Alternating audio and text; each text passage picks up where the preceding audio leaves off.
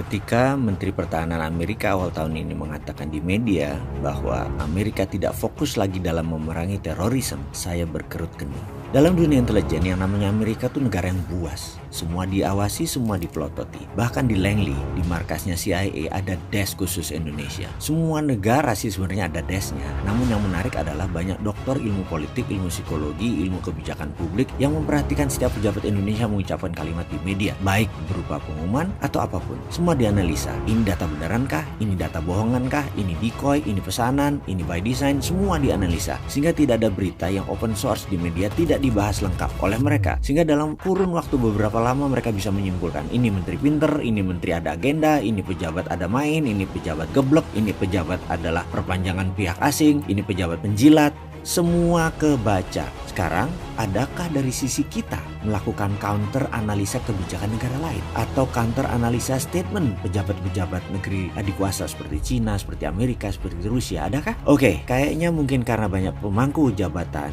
yang kurang paham geopolitik, jadi lupa mengurus hal beginian. Counter analisa kebijakan negara lain. Atau mungkin karena banyak pejabat belum ikut Lemhanas, jadi urusan bela negara begini nggak terlalu dipikirkan, kurang nyandak. Jadi ya sudah, biar saya yang sontoloyo ini saja yang parno. Saya berkerut kening atas pernyataan Menhan Amerika tadi. Dan biarlah saya sendirian yang nanggung parno. Berat loh sebenarnya nanggung parno itu. Lebih berat dari nanggung rindunya Dilan. Sekali lagi, saya hanya kurius. Mengapa dia mengatakan Amerika tidak fokus di masalah terorisme? Dalam kalimat itu, maknanya apa ya? Saya coba menelaah. Menhan mengucapkan kata-katanya begini, US no longer focus on terorisme. Lama saya menganalisa dan merenung, lalu saya menangkap sesuatu. Klik, seakan-akan ada suara di kepala saya. Amerika tidak lagi perang melawan teroris. Bukan. Kalimatnya artinya begini, Amerika tidak lagi pakai instrumen terorisme di dalam menegakkan hegemoni militernya sebagai polisi dunia. Itu arti kata-kata Menhan Amerika yang sebenarnya. Saya baru paham sekarang. Ini artinya mereka sekarang menggunakan apa ya? Konfrontasi perang terbuka kah? Perang cyber kah? Perang informasi kah? Perang biologi kah? Perang dagang kah? Perang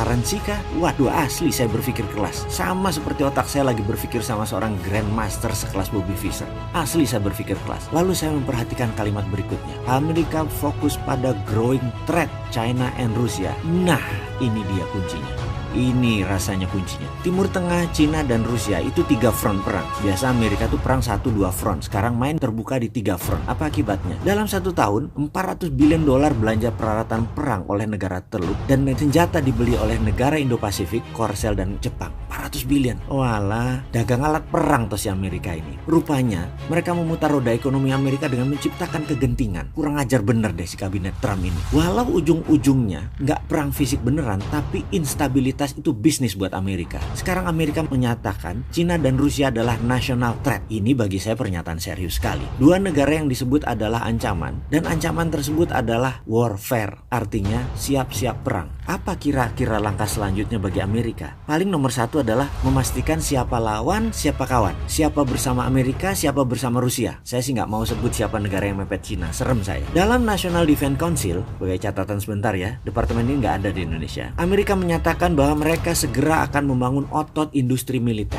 lalu membangun instabilitas dunia, lalu membangun kepanikan dan kecemasan, lalu konfrontasi. Dan itu adalah business as usual. Kurang ajar nggak tuh? Perang adalah bisnis. Gila nih Amerika. Sambil memperhatikan berita, mata saya melirik di meja saya. Ada bundelan buku yang baru saya baca separuh. Bukunya berjudul China Private Army. Tagline di bawahnya, Protecting the New Silk Road. Di sebelahnya ada artikel yang baru saya selesaikan. Artikel tersebut judulnya New Tiananmen Policy, A Secret Meeting That Changed China. Benar, China adalah negara yang sukses melakukan smart power dalam hegemoni ekonominya mereka. Mereka menggunakan economic warfare, bukan pakai military warfare seperti Amerika. China pakai economic warfare. Sangat halus mainnya dan tidak terasa. Salah satu strategi China adalah memainkan export debt dan debt trap. Mudah-mudahan Indonesia nggak kena efek mainnya negara besar itu. Kan semua pejabatnya pinter. Pasti aman Indonesia. Ini hanya si Sontoloyo aja yang parno.